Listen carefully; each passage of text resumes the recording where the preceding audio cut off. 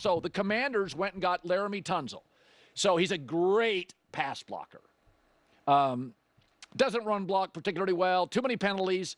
But again, they had a ton of money. I like the pickup. If you're going to overspend, make it defensive tackle, left tackle, like, I get it. Pass rusher. So, but I'll tell you this. It never ceases to amaze me how easy the NFL is at times. Okay? New owner comes in, hires really smart people, and gets out of the way. Dan Snyder, constantly insecure, ego, playing the victim, just walked into a room, sucked the oxygen out of it, and it was just got in the way.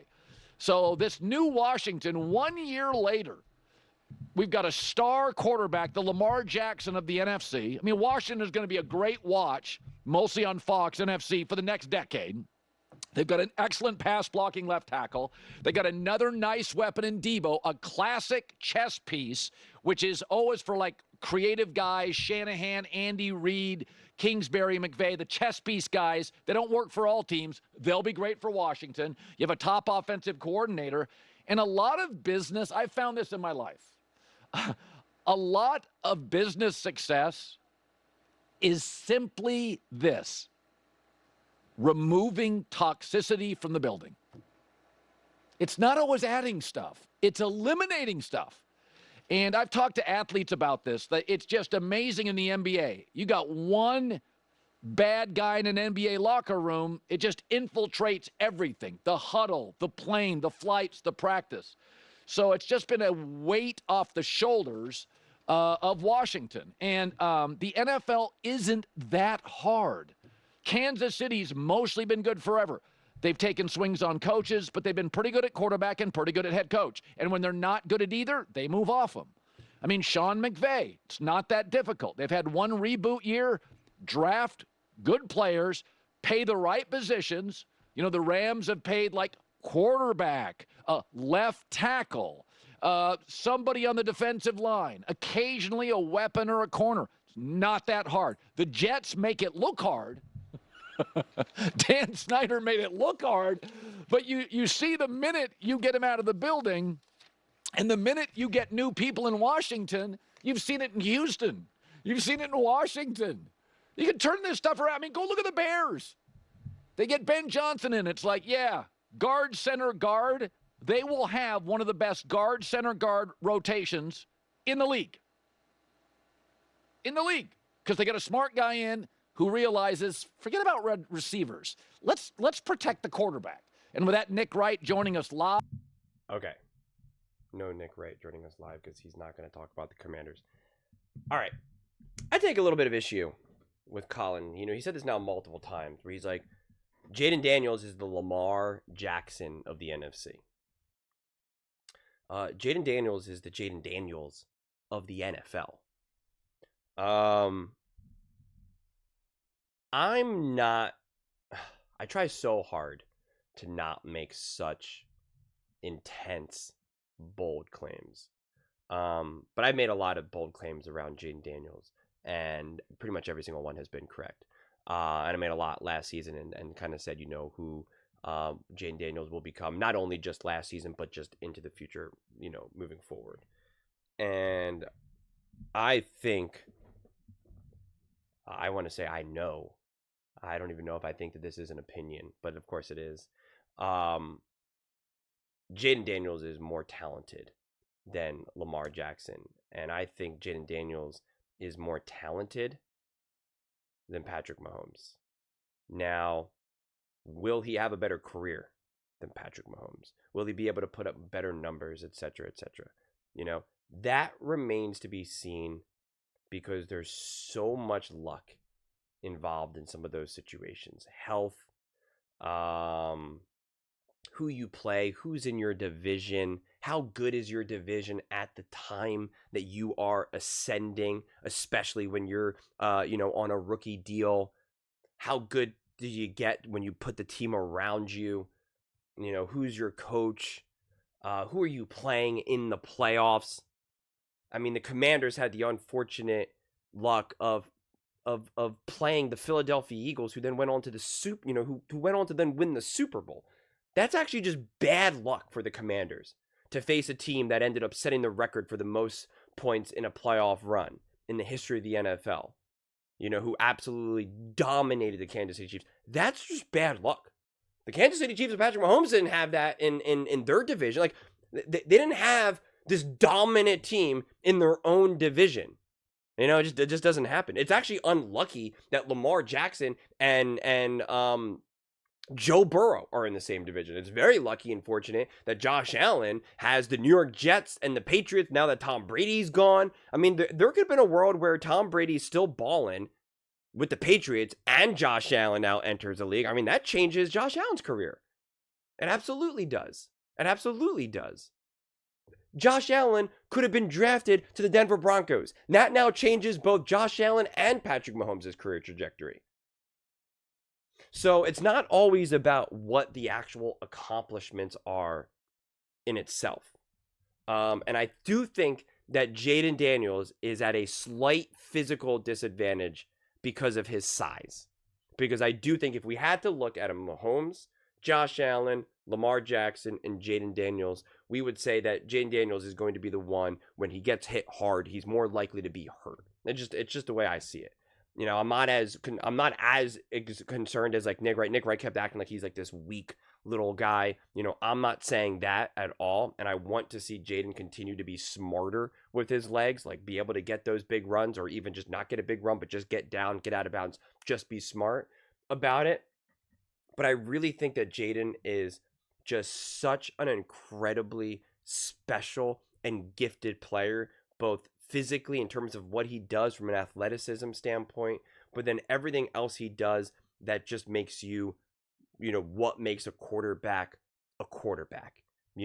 His arm, his accuracy, his anticipation, his ability to, his decision making, not only just like in terms of where to throw it, when to throw it, how to throw it, but really in any given situation, what's the appropriate decision to make? What's the appropriate decision to make when you're completely off script? Like, it's just such high level football. And I called him a cyborg before Dan Quinn called him the Terminator. So I coined that. And that really is so much who he is. Now, will the Commanders get fortunate enough to be able to have, the good fortune of a healthy team, of being able to hit draft picks, of having, it benefits them to have the Giants still kind of be bad, to have the Cowboys be bad, to have the Eagles, if you're a Commanders fan, you're thinking, okay, the Eagles can kind of maybe, continue their run for the next 2-3 years, but then Saquon's going to be done, and then Jalen Hurts is going to be older and expensive, hopefully by the time that the Eagles are now on a downward trajectory, the Commanders can kind of, rise. Like, again, we saw the Chiefs dominate their division mainly because those other teams were so poorly run. We see the Bills dominate their division mainly because those other teams are so poorly run. We saw the Patriots and Tom Brady run that division because those other teams were so poorly run. Like, all of these things need to happen, quite frankly. And they're massive gifts. Massive gifts given to these players.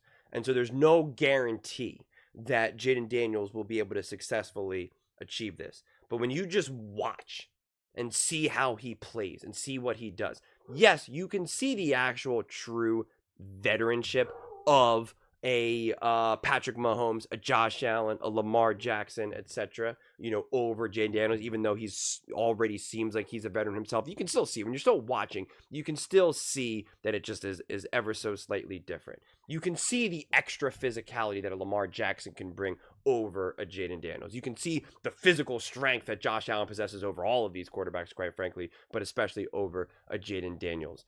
But when you look at what it takes to just be an actual quarterback, right? Everything else beyond just some of these physical traits, I'm in no way saying that Jayden Daniels is secondary to any of those quarterbacks. And in fact, I would say that he's a better operator. I keep saying he's a smooth operator. And he was on an inferior team. Like, that means something. So, as long as this dude can stay healthy, be supported by his team, and get just the tip. When I say luck, the typical luck of the NFL, right? The typical luck of being in a division that's not that great, et cetera, et cetera. I mean, I just think he will reach just the highest levels you could ever expect a quarterback to reach. I really believe that. And again, some of this is in his control, but the unfortunate truth is, majority of it is probably technically out of his control. Honestly, it really is. And that's like always the uncomfortable aspect of the NFL when we're having these conversations. It was bad luck that Josh Allen went to the Buffalo Bills and not the Los Angeles Rams, the Kansas City Chiefs. It was amazing good fortune for Patrick Mahomes to be drafted with Andy Reid, Travis Kelce, Tyreek Hill, to then get Spags. That is tremendous luck when Patrick Mahomes could have been drafted to the Chicago Bears, who have obviously been just terribly run. He could have been drafted to the Panthers, etc., etc. Andrew Luck. It was just, I forget the exact situation, but when Andy Reid was still the coach of the Philadelphia Eagles, he was going to make a move. I forget the full story, but he was going to make a move to be able to get Andrew Luck, but then something happened, and so then they weren't able to. If Andrew Luck goes to Andy Reid and the Philadelphia Eagles, I mean, there is an absolute amazing chance, one, Andrew Luck is still playing, never retires because he's so badly banged up, and he's also would have won Andy Reid never goes to Kansas City. I mean, like, everything changes. So when I talk about luck, I mean, like, in that regard as well.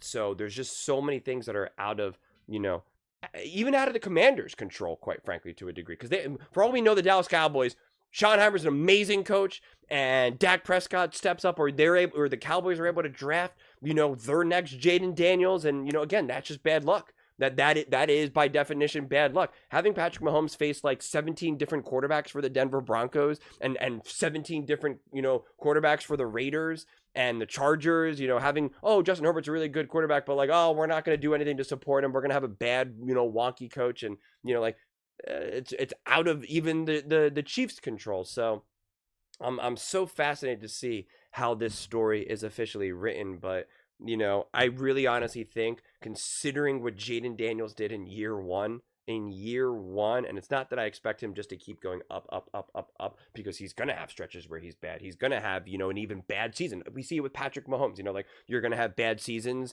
Things are going to trend downward, especially if you're going to play a 15, 20-year career. So I don't think it's just going to just get higher, and, it's going to be a runaway train.